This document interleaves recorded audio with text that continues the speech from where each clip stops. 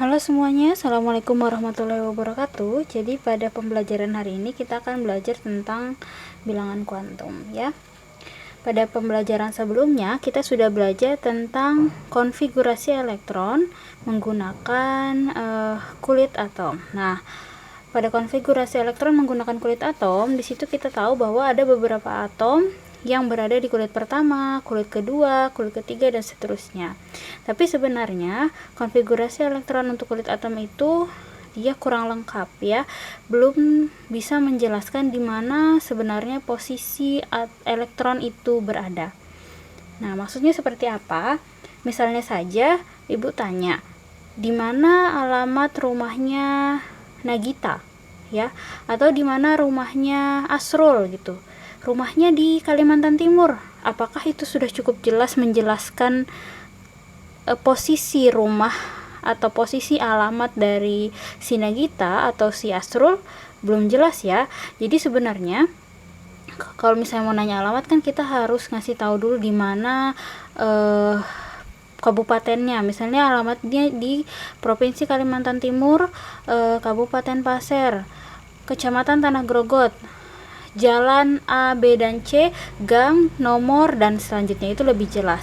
Sama halnya dengan menentukan posisi elektron di dalam atom. Jadi untuk menentukan posisi elektron di dalam atom itu juga ada penjelasannya, ada posisi di mana tepatnya dia berada, bukan hanya sekedar di kulit atom. Nah, untuk menentukan posisi-posisi itu ada yang namanya bilangan kuantum. Nah, bilangan kuantum itu dia ada 4.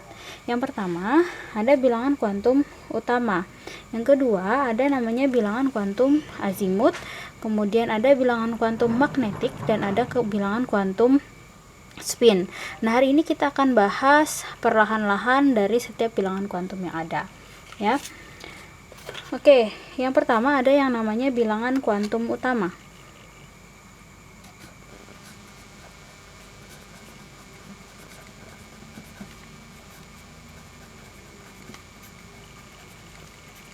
Bilangan kuantum utama ini dia dilambangkan dengan N kecil. Ingat ya, bilangan kuantum utama dilambangkan dengan N kecil, di mana bilangan kuantum ini menyatakan posisi elektron dalam kulit atom. Ya. Sebelumnya kita sudah belajar kalau kulit atom itu kan ada yang namanya kulit K, kulit L, kulit M, kulit N, dan seterusnya ya.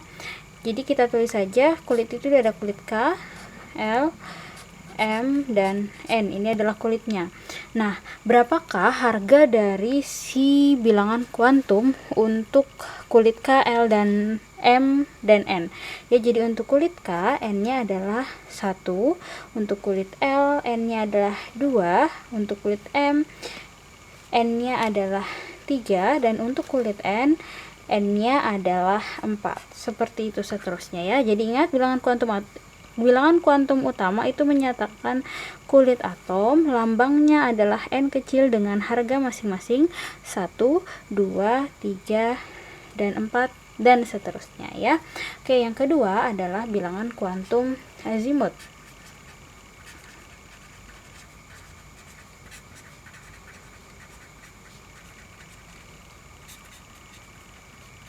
Nah, untuk bilangan kuantum azimut ini lambangnya adalah L kecil ya. Bilangan kuantum azimut lambangnya L kecil, di mana bilangan kuantum azimut ini adalah menyatakan subkulit atau orbital.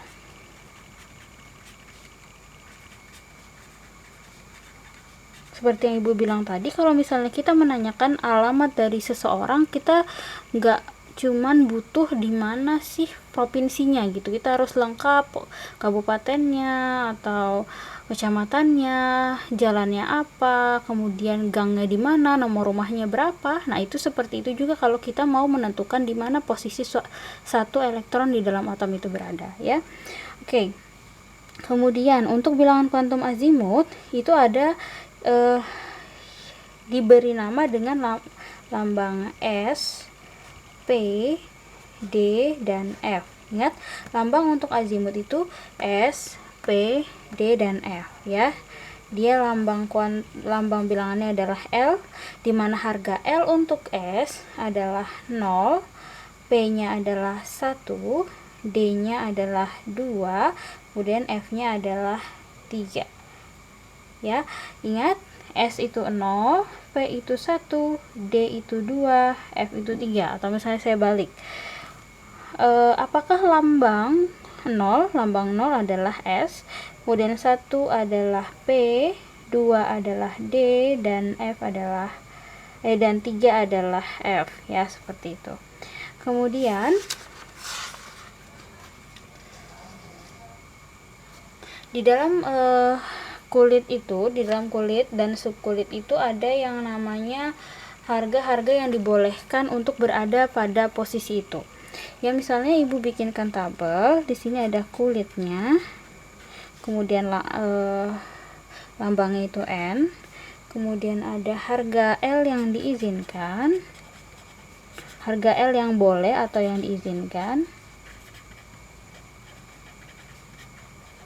kemudian ada subkulitnya. Oke, untuk kulit K dia lambangnya adalah 1, dimana cuman boleh ada satu subkulit yang ada di sana, yaitu adalah 0.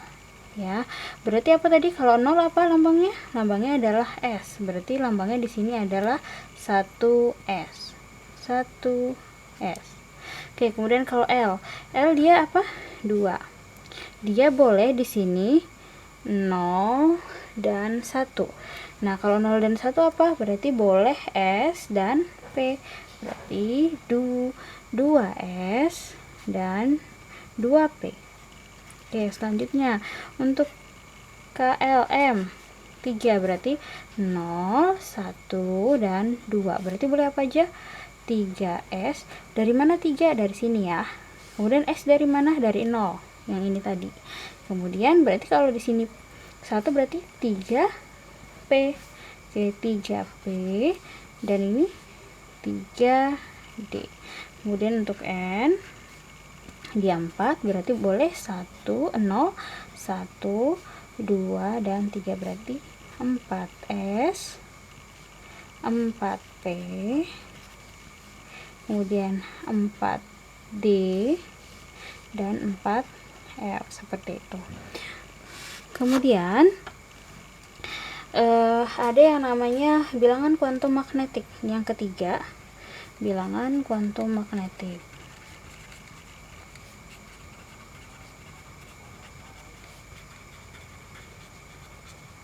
Untuk bilangan kuantum magnetik itu lambangnya adalah M kecil, ya.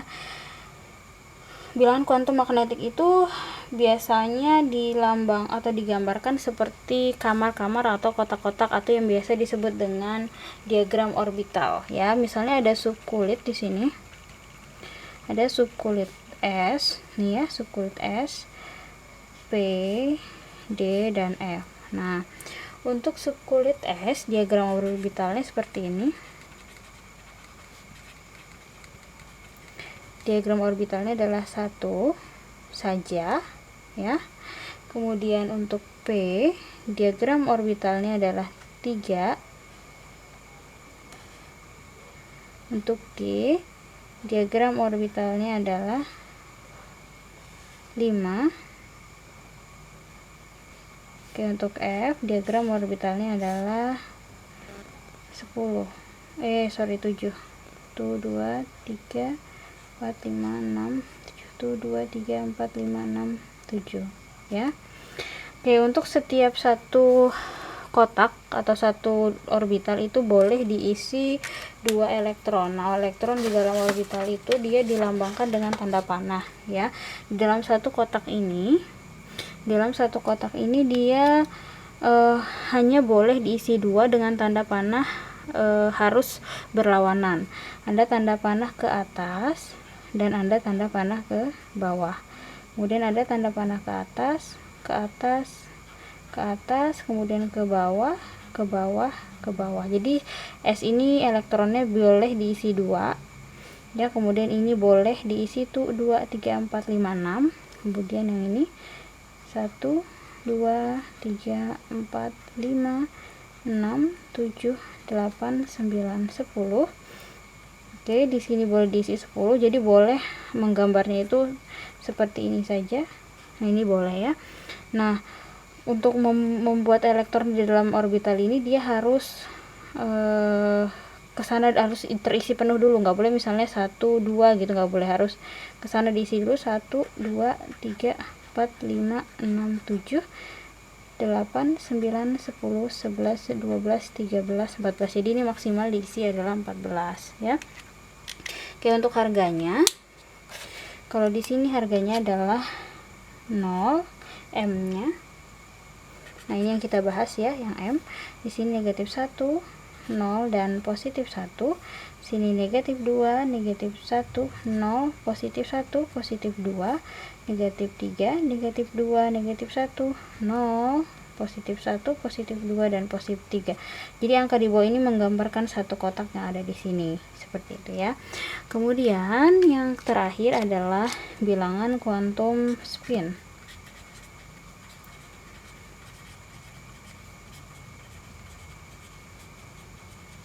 Spin atau dilambangkan dengan S kecil. Nah, bilangan kuantum spin itu dia cuma ada dua harga ya.